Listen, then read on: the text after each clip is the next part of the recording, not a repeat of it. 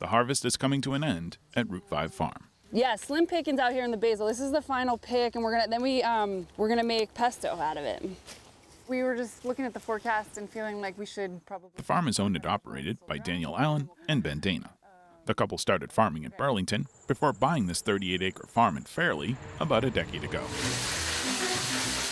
The majority of their crops are marketed through the farm CSA.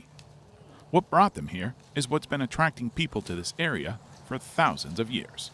I guess the primary reason is the soils. We're right along the Connecticut River, so this valley has really fertile soil and excellent sandy loam for vegetable production.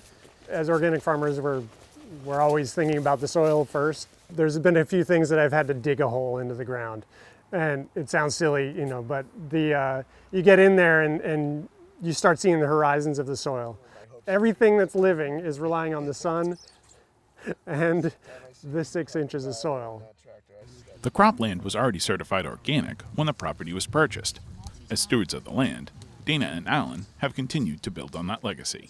Organic farming requires a lot of patience, and it's a slow process, and it's so we're constantly making observations, and we soil test every year so we can observe changes as they are happening. Once a crop comes out of the ground, a cover crop goes in. This constant cultivation ensures the farm's economic and ecological future. Anything we put down costs us money, right? Either if it's a cover crop or if it's a nutrient that we have to add, an amendment. We want to get it to a plant so that we can grow a good plant rather than having it just wash into the river. That's the economic version of it. The ecological version is that, you don't want to pollute where you live. So. And that includes the Connecticut River that flows alongside the farm. We can see that our actions have a direct impact on the water quality and for whoever is downriver. So there's about 8 acres along the river that we don't ever cultivate. It's all just sort of left wild. So that buffer is sort of preventing erosion into the directly into the river. We've learned that buffer is really what protects water quality. What about across the street? How'd those cover crops work out? To sustainably get the most out of the soil, Dana and Allen work with UVM Extension Vegetable Nutrient Management Specialist Becky Batten. They are growing really high value crops on a small amount of land, and they have a lot riding on that. They've got 9 full-time employees. They have a lot of infrastructure. They have a lot that's like hinging on good nutrient management. If they don't get that right and they don't get good crops, it all kind of goes away. So I think the ecological piece underpins a lot of this in terms of making the farm system work. Batten works with farmers to develop a nutrient management plan. Data is put into a spreadsheet, which then acts like a kind of calculator to understand the soil's nutrient needs. People could, on their own, take soil test information and plug it into the calculator and understand the credits they're receiving from organic matter, cover crops, previous additions of manure and compost.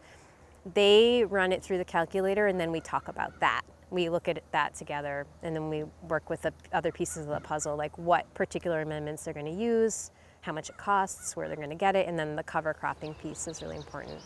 It helps you be more efficient with if you are going to add amendments, you're going to not put 150 pounds if you already have a credit from your cover crop of 75 pounds or whatever. That leads to not having it run off. This kind of groundwork, put in by Madden and other UVM extension specialists, has led to success at Route 5 Farm. Our farm wouldn't be our farm, it wouldn't be as good without extension. UVM Extension brings us together, and they know the state so well. They know other farms. They have so much really relevant experience compared to you search the web and you might get information about California or just some other place. That just the things that we do are so specific to this place that it helps to have these folks that know it so well. Epic. I wouldn't take much of the credit for their successes in terms of building soil health. Yeah. I think bringing in the expert is really just to have a little bit of extra support. I think a big role for Extension is to learn from farmers and also to do some of the legwork that they don't have the time and headspace to do. So they ask the more intelligent questions about their land, and I can do a little bit of legwork to even from sourcing cover crop seed or just figuring out rates of things. It's a really generative community, and I think Extension is really the glue in spitting back out resources to them. Roots are what support and nourish plants.